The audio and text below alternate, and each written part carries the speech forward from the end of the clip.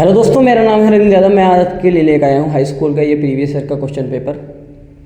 इसमें हमने side number 25 के साइड नंबर फर्स्ट की 2 वीडियो करा दी थी और ये है दोस्तों थर्ड वीडियो। और थर्ड वीडियो हम कराएंगे क्वेश्चन नंबर हमने सेकंड वीडियो में कहाँ तक करा दी थी, तो आप कहेंगे क्वेश्चन नंबर जो सेकंड का गा करा दिया था वो होगा घा।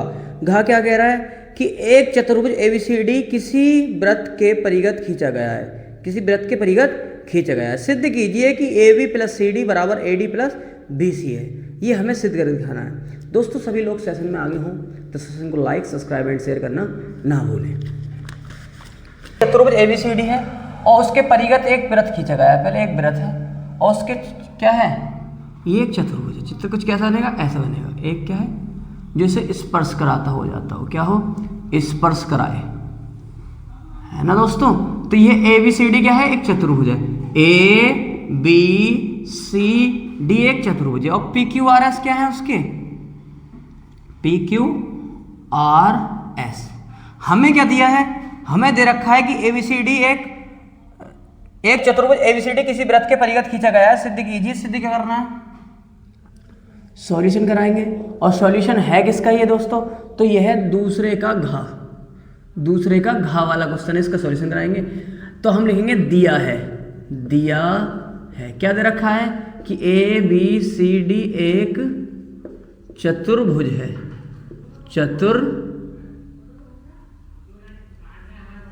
चतुर्भुज है। सिद्ध करना है दोस्तों, सिद्ध करना है कि AB + CD + इक्वल होंगे, किसके इक्वल होंगे, AD + BC के इक्वल होगा। ये सिद्ध करके दिखाना है आपको। अब क्या करते हैं दोस्तों, अब मैं ये लिख सकता हूं कि चतुर्भुज ABCD में, चतुर्भुज ABCD में, तो चतुर्भुज ABCD में क्या होगा, जितनी AP होगी, जितनी AP की दूरी होगी उतनी क्या होगी, AS होगी। कितनी होगी, AS। और जितना ही BP होगा, जितनी BP की डिस्टेंस होगी उतना ही क्या होगा, BQ होगा। क्या होगा, B और Q, उतना क्या होगा दोस्तों, BQ। इसी प्रकार जितना DS होगा, जितना DS होगा, क्योंकि हमें क्या लाना है दोस्तों, हमें सिद्ध करके लाना है कि AP और अब जितना DR होगा, क्या होगा, DR, उतना ही क्या होगा, DS होगा। और जितनी ही CR होगा, CR जितनी डिस्टेंस होगी उतनी ही क्या होगी, CQ। समीकरण नंबर 1 मान लेना, इसको 2 मान लेना, इसको 3 मान लेना और इसको क्या मान लेंगे दोस्तों, 4। अब लिखेंगे उपरोक्त चारों समीकरणों को जोड़ने पर। अब दोस्तों उपरोक्त 4 समीकरण को जोड़ लेंगे तो क्या हो जाएगा, AP + BP + DR + CR = AS + BQ + DS + CQ।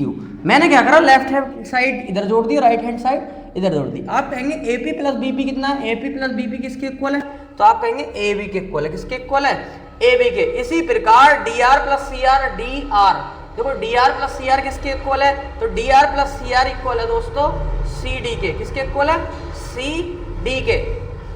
इसी प्रकार AS + BQ, देखो AS, A से लेकर S, AS + BQ, AS, तो आप क्या करें, इसको टर्म को सेपरेट कर रहे हैं, AS के साथ क्या ले आए, DS ले आए और इसको ऐसे लिख ले, BQ + CQ। तो देखो AB + CD बराबर क्या आ जाएगा, AS और DS किसके इक्वल है, AS और DS किसके इक्वल है, तो आप कहेंगे AD के इक्वल है।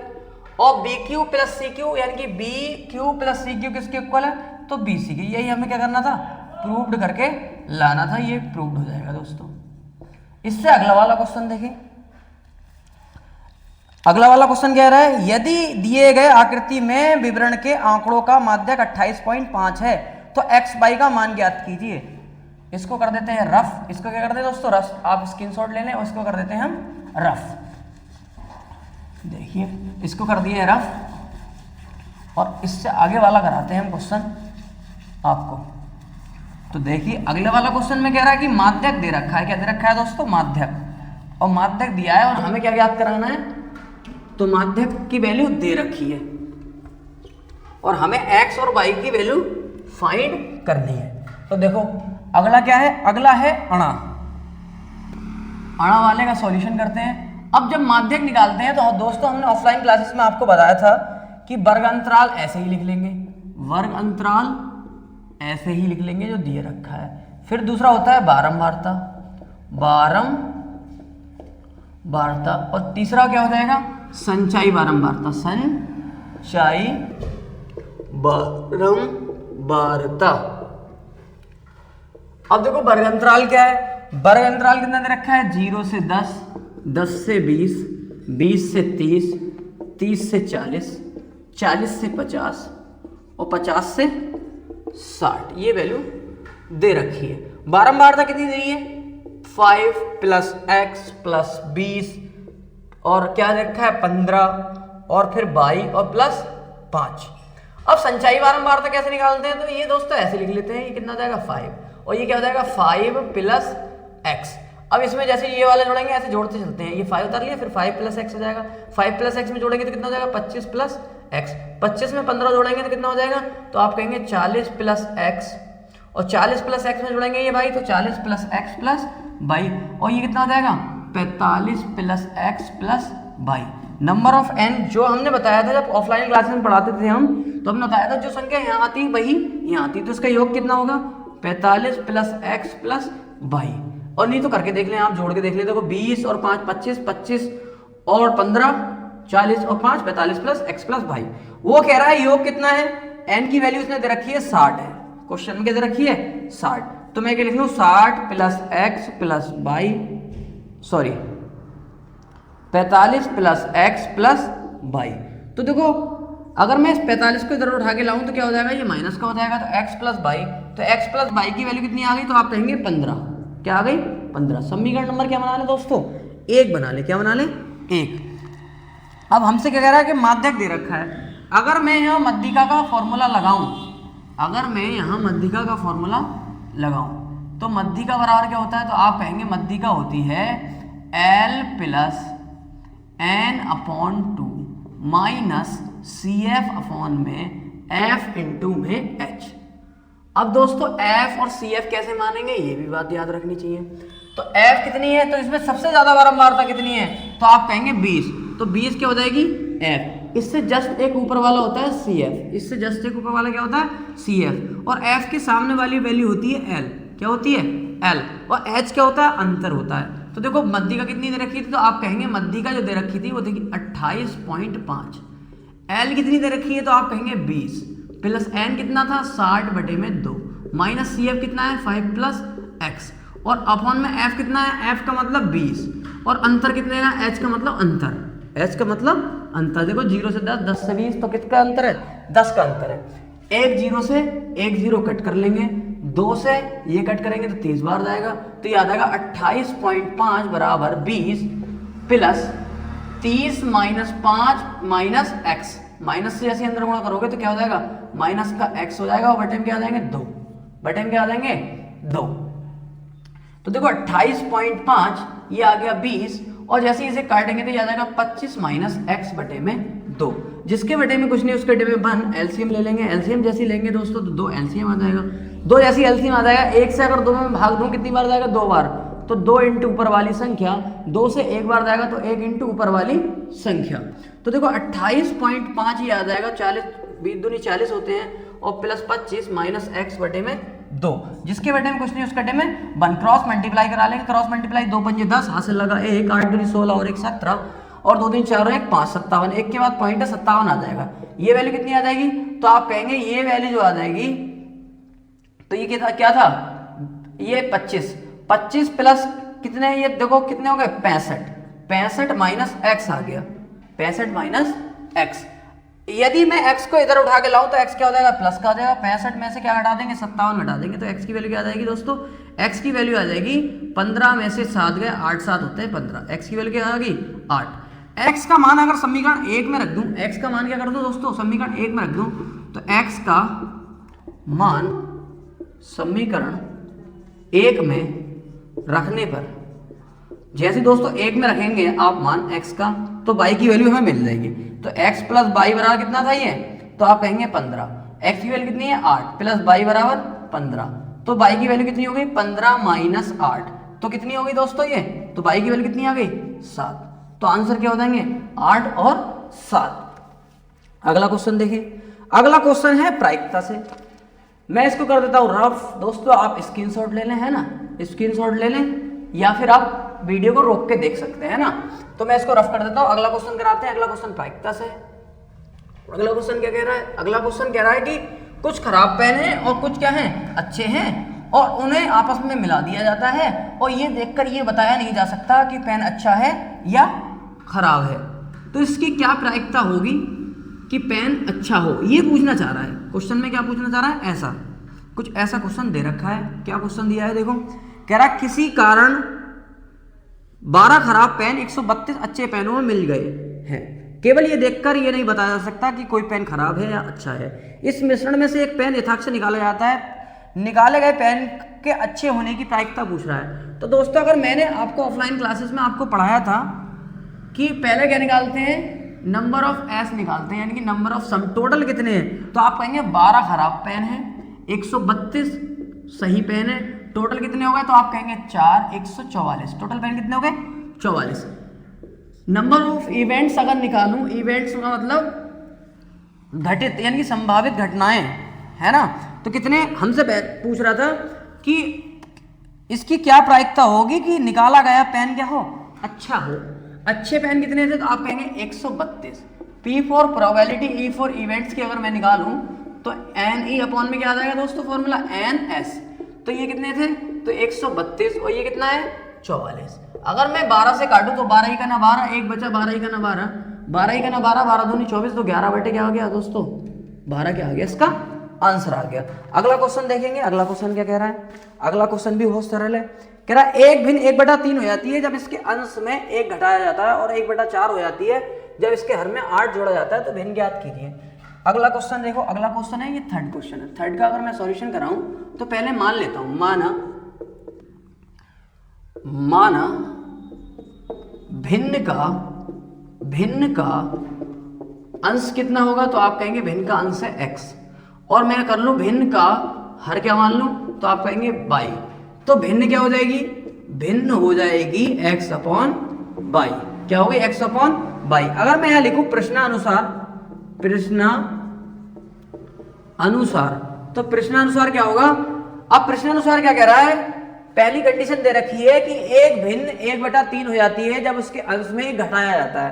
तो अंश में क्या कर दूं दोस्तों, एक भिन्न है उसके अंश में मैं 1 घटा दूं तो कितनी हो जाती है, 1/3 हो जाती है। क्रॉस मल्टीप्लाई कर लूं तो 3x ही करना 3x और 3 ही करना 3 और बराबर y। तो यानी कि 3x माइनस y की वैल्यू कितनी आ गई, तो आप कहेंगे 3। समीकरण नंबर 1। ये क्या थी दोस्तों, प्रथम स्थिति कह रहा था, प्रथम स्थिति में ऐसा हो रहा था। अगर मैं सेकंड स्थिति की बात करूं तो सेकंड स्थिति में क्या कह रहा है, वो सेकंड स्थिति की बात कर रहा है कि यदि इस एक भिन्न के हर में, देखो कह रहा है यदि यह 1/4 हो जाती है जब इसके हर में 8 जोड़ दिया जाए। क्या जोड़ दिया जाए, 8 जोड़ दिया जाए। हर में 8 जोड़ दिया तो 1/4 हो जाती है। क्रॉस मल्टीप्लाई कर ले तो 4x ही करना 4x और y प्लस का क्या हो गया 8। तो 4x माइनस का y बराबर क्या आ गया 8। समीकरण नंबर क्या हो गई 2। समीकरण 1 और समीकरण 2 से जैसे मैं सॉल्यूशन करूंगा तो समीकरण 1 बा समीकरण 2 से, तो समीकरण 1 क्या थी दोस्तों, समीकरण 1 थी 3x माइनस y बराबर 3, और ये कितना था 4x माइनस y बराबर 8। तो मैं क्या कर लूँ दोस्तों, घटाने पर करूँ, घटाने पर। आप कहेंगे घटाने पर ही क्यों करा, जोड़ने पर क्यों नहीं करा, तो जोड़ने पर अगर करते दोस्तों तो 4 3 7 हो जाते हैं, ये माइनस माइनस प्लस हो जाते हैं, तो कोई एक वेरिएबल कैंसिल नहीं हो पाता। जब एक वेरिएबल कैंसिल नहीं होता तो इसलिए क्या करा मैंने, घटाने पर। तो माइनस माइनस माइनस प्लस हो गया, ये माइनस और माइनस क्या हो गया, ये प्लस हो गया। तो प्लस और माइनस कैंसिल हो जाएंगे, ये 4x में से 3x जाएंगे तो माइनस का क्या बचेगा दोस्तों, तो माइनस का x बचेगा, और ये माइनस के कितने बचेंगे, तो आप कहेंगे 5। तो x की वैल्यू क्या होगी 5, x की वैल्यू क्या हो गई 5। x का मान समीकरण 1 में रख दूं, x का मान समीकरण 1 में रखने पर, अब दोस्तों समीकरण 1 में जब x का मान रखेंगे हम, तो x का मान क्या था अब समीकरण एक क्या थी कि 3x माइनस बाई बराबर 3 था, तो 3 इंटू 5 माइनस बाई बराबर 3, 3 पंजे 15 माइनस बाई बराबर 3। बाई को मैं उधर ले जाऊँ, 3 को इधर उठा लाऊं तो क्या हो जाएगा, माइनस हो जाएगा, और बाई इधर आ जाएगा, तो बाई की वैल्यू कितनी आ गई, 12। बाई की वैल्यू 12 आ गई, तो भिन्न क्या हो जाएगी दोस्तों, तो आप कहेंगे भिन्न हो जाएगी x अपॉन क्या थी, बाई थी, x की वैल्यू कितनी आई 5 और इसकी वैल्यू कितनी आई 12, तो भिन्न हो जाएगी 5/12। क्या हो जाएगी 5/12। अगला क्वेश्चन देखिए, क्या एक विमान अपने निर्धारित समय से 30 मिनट की देरी से चल रहा है। 1500 किलोमीटर की दूरी पर समय पर पहुंचने के लिए उसे अपनी चाल निर्धारित चाल से 250 किलोमीटर प्रति घंटा बढ़ानी पड़ती है। विमान की सामान्य चाल ज्ञात कीजिए। जब भी दोस्तों कोई क्वेश्चन पूछता है कि जो पूछता है उसे ही मान लेते हैं, जो पूछता है क्या करते हैं, उसे ही हम मान लेंगे। आप इसका स्क्रीनशॉट ले लें और मैं इसको कर देता हूँ रफ। और सभी लोग सेशन में आ गए हो तो सेशन को लाइक, सब्सक्राइब एंड शेयर करना ना भूलें। अगला देखिए, अब विमान वाला क्वेश्चन है, जो पूछता है वही क्या कर देते हैं दोस्तों, मान लेते हैं। हमसे पूछ रहा था लास्ट में कि विमान की सामान्य चाल ज्ञात कीजिए। क्या कर रहा था, विमान की सामान्य चाल ज्ञात कीजिए, तो मैं मान लूंगा, माना विमान की सामान्य चाल, तो आप कहेंगे विमान की सामान्य चाल की जाएगी x किलोमीटर प्रति घंटा। सही है। हमने एक फॉर्मूला पढ़ रखा है दोस्तों कि चाल बराबर दूरी बटे समय। और अगर मैं समय को इधर पहुंचाऊं तो क्या हो जाएगा, समय बराबर दूरी बटे चाल। अब देखो चाल कितनी दे रखी थी, तो उन्होंने कुल दूरी दे रखी है। दूरी कितनी दे रखी है, तो दूरी की वैल्यू दे रखी है दोस्तों, विमान द्वारा कुल तय की गई दूरी। आप ऐसे लिखें, कुल तय की गई दूरी। तो दूरी कितनी है, तो आप कहेंगे 1500 किलोमीटर। कितनी है दोस्तों, 1500 किलोमीटर। चाल कह रहा है बढ़ा दी जाती है। अब आते हैं प्रश्नानुसार।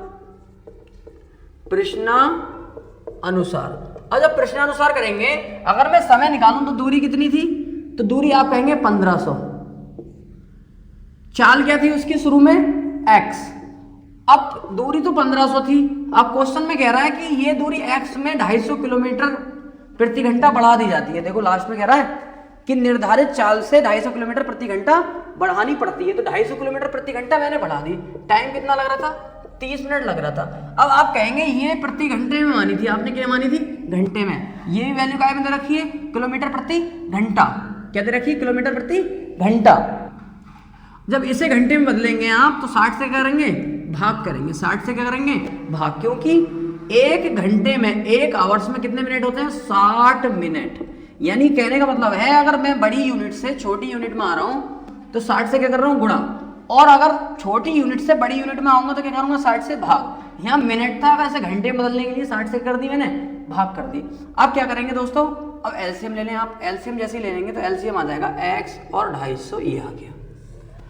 x से अगर मैं इसे डिवाइड करूं तो कितनी बार जाएगा, तो आप कहेंगे x से डिवाइड करेंगे तो इतनी बार जाएगा, x प्लस 250 बार इंटू ऊपर वाली संख्या, माइनस इससे अगर इसे डिवाइड करूंगा तो x टर्म जाएगी, तो x इंटू ऊपर वाली संख्या, x इंटू ऊपर वाली संख्या बराबर, अगर 0 से 0 काट दूं और 3 ही का ना 3, अगर मैं 3/6 लिखता हूं तो 3 ही का ना 3 और 3 दूनी 6।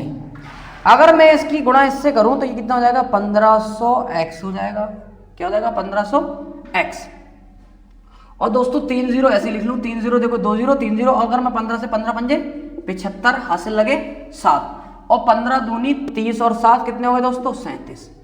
और अगर मैं 1500 से इसकी गुणा करूंगा तो 15 से क्या हो जाएगा, x हो जाएगा बराबर 1/2 बटे में क्या आ जाएगा दोस्तों, x स्क्वायर और 250x। कितना आ जाएगा, x स्क्वायर और 250x। तो देखो 1500x से 1500x कैंसिल हो जाएंगे, तो हमारे पास क्या बचेगा, ये 37 000 बटे में x स्क्वायर और ये 25 250 है ना, और बराबर 1/2। आप जब क्रॉस मल्टीप्लाई करेंगे तो क्रॉस मल्टीप्लाई करने पर हमें कुछ ऐसा दिखाई देगा। इस वाले वर्ड पर आ जाते हैं तो x स्क्वायर है क्या ना, x स्क्वायर और 250x ही का ना 250x बराबर 2 से काटे 2 0 0 2 0 0 2 0 0, 2 पंजे 10 का 0 और 2 सत्ते 14 और 1 15 और 2 तिया 6 और 1 7, कितना हो गया? ये आ गया दोस्तों। अगर मैं इसको गुणनखंड के रूप में लिखूंगा तो आप कहेंगे ये कितना है? 250x था, सॉरी कितना था? 250x माइनस के 1 2 3 4 0 बराबर में 0। अब ये कह रहा है कि गुणनखंड अगर गुणा करें, इकाई दहाई सैकड़ा हजार 10 हजार लाख 7,50,000 आए, गुणा करें तो 7,50,000 आए और माइनस करें तो 250 आए। तो भाई गुणनखंड जैसे ही आप करेंगे इस सवाल में तो गुणनखंड बहुत बड़े हो जाएंगे, बहुत देर तक काटने पड़ेंगे।